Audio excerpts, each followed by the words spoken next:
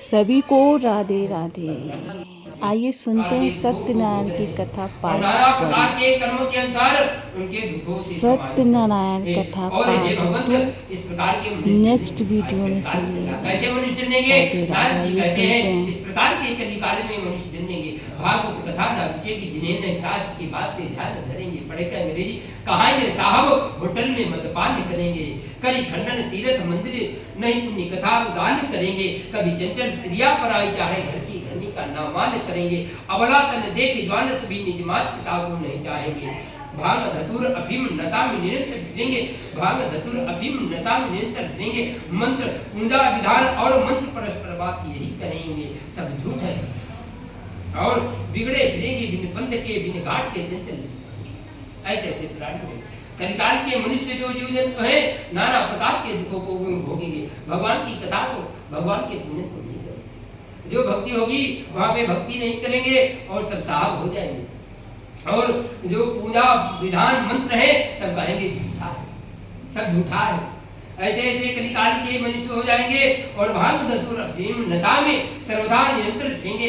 जैसे नदी का किनारा नहीं मिलता है उसी तरह से कलिकाल के प्राणियों को कलिकाल के मनुष्यों के लिए कोई ठिकाना नहीं बचेगा। नदी में बहाव आता है तब ठिकाना नहीं बचता, कहाँ लगेगी जाके जिधर उधर कलिकाल के मनुष्य भी इसी तरह के पापी हो जाएंगे। हे भगवंत उसे बचा कैसे जाए, हे भगवंत उसे बचा कैसे जाए।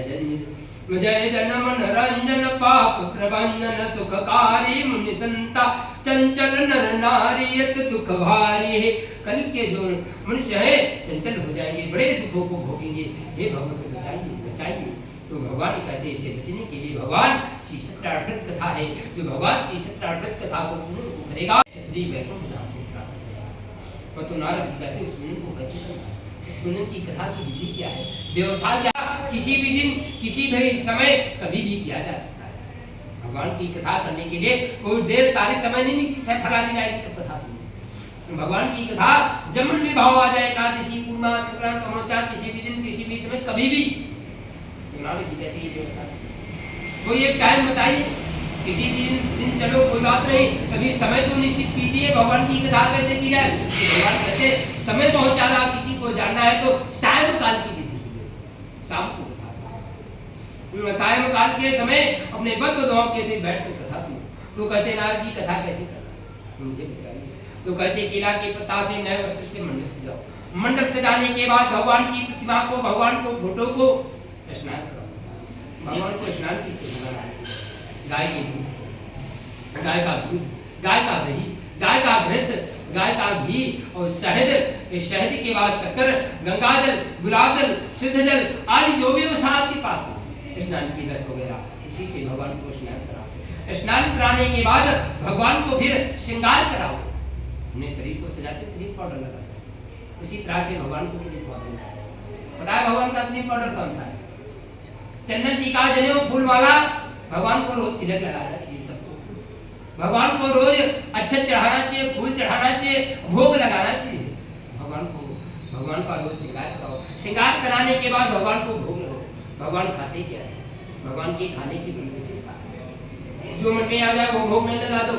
भगवान की शुद्धता से और प्रेम से जो शुद्ध क्या होना चाहिए? कदली फल, केला, जीत फल जो समय के ऋतु फल, मिष्ठान, नवेद्र, बतासा, पंजीरी, गेहूं का आटा नहीं है तो पसाई के चावल लेकर कभी रवाना हो। जो पसाई के चावल आते उसमें गुड़ मिलाकर भगवान को भोग लगाओ। और सज्जनों के साथ बैठकर कथा सुने, कथा अकेले ना सुने, बधुओं के साथ परिवार के साथ बैठकर भगवान की कथा सुने।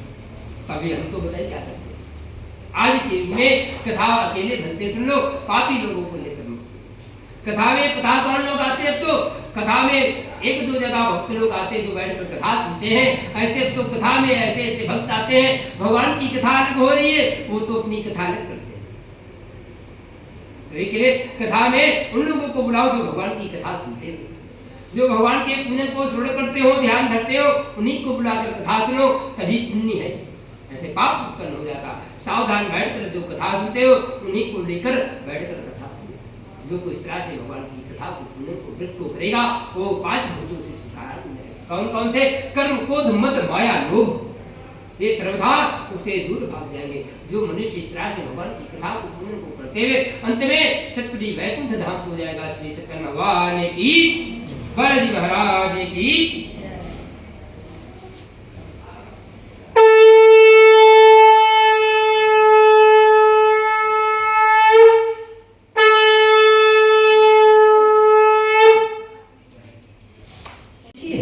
तभी संसार में इस पृथ्वी पर किया किसने?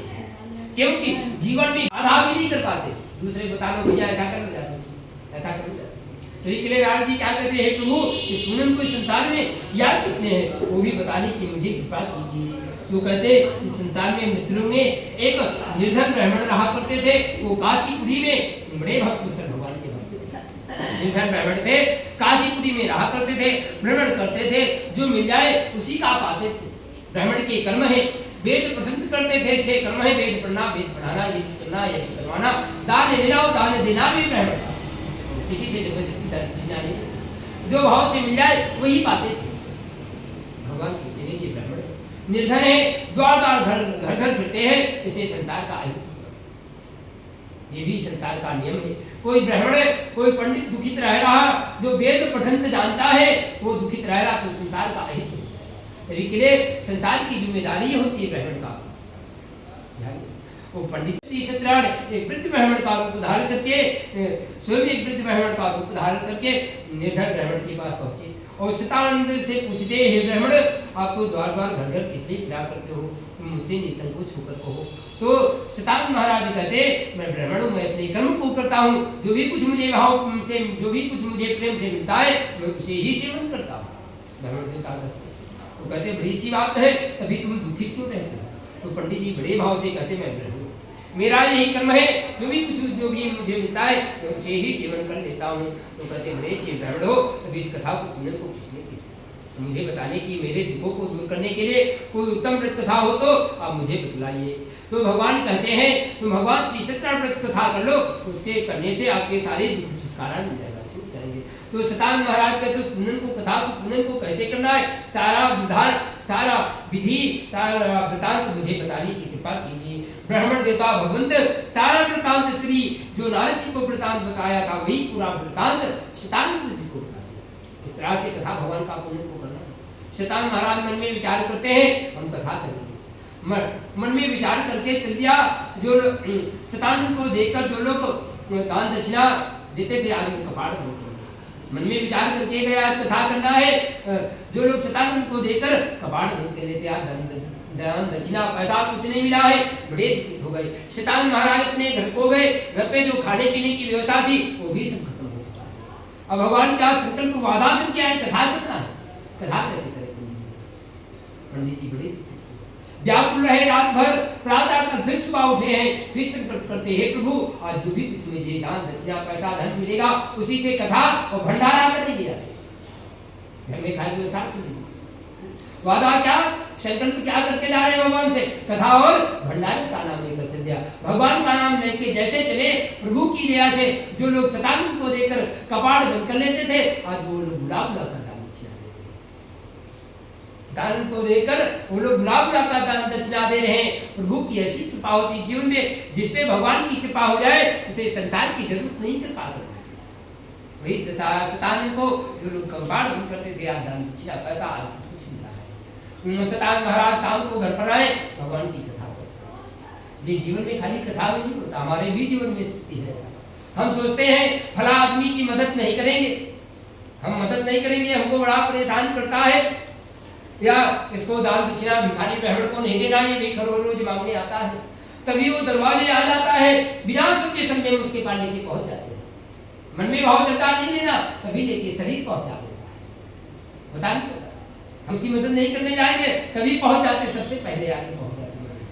क्यों? हमारा आपका कुछ नहीं है, हम तो नौकर है यहाँ के, स्वामी कौन है? भगवंत है। और जैसे चलाते सतानंद को दान दक्षिणा मिलकर शाम को घर पर भगवान की कथा की, जब तक इस संसार में रहे जो भी क्षमा कर रहा है पहले भगवान को अर्पण करते, तब अपना भोग लगाते। पहले क्या करते? पहले अपना था, प्रभु ने ज्ञान दिया तब से भगवान का भोग लगाने लगे। इसी तरह से जब तक इस संसार में सतानंद महाराज रहे तब भगवान की कथा करते हुए अंत में सतरी वैकुंठ धाम को चले गए। और कथा इस को क्या कहा, तो ठासीदार कहते हैं, हे महाऋषि, हे महात्मा, इस कथा को पूजन को और किसने नहीं किया है वो भी वृत्तांत मुझे कहिए।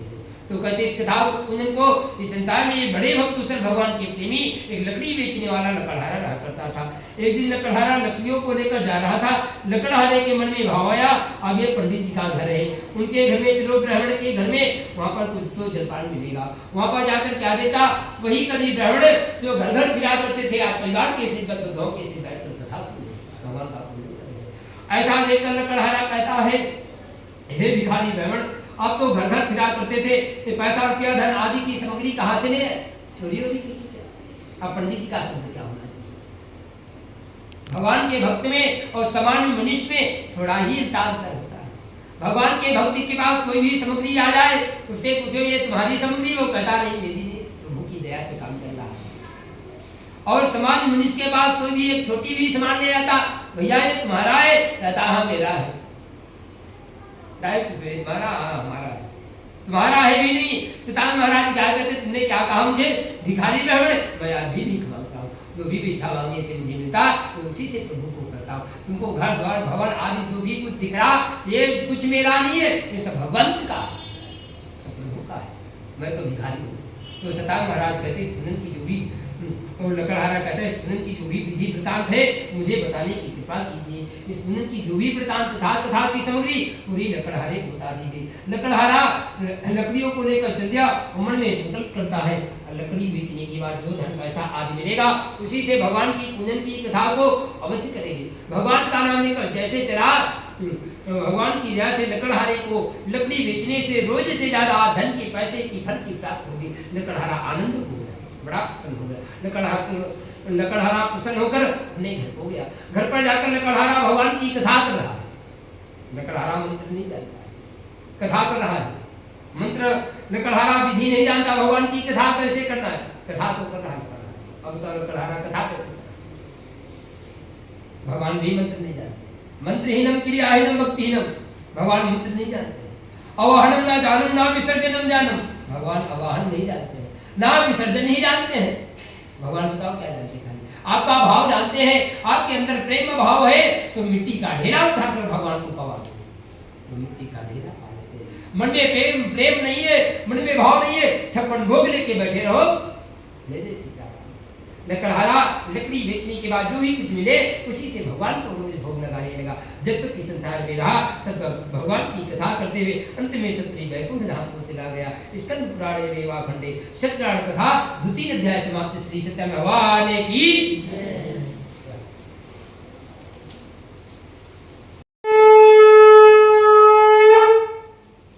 श्री सत्यनारायण भगवान की। तो कहते इस पूजन को कथा को इस संसार में संयोग शतानंद एक प्राचीन काल में प्रमुख नाम का एक जितेंद्र राजा रहा।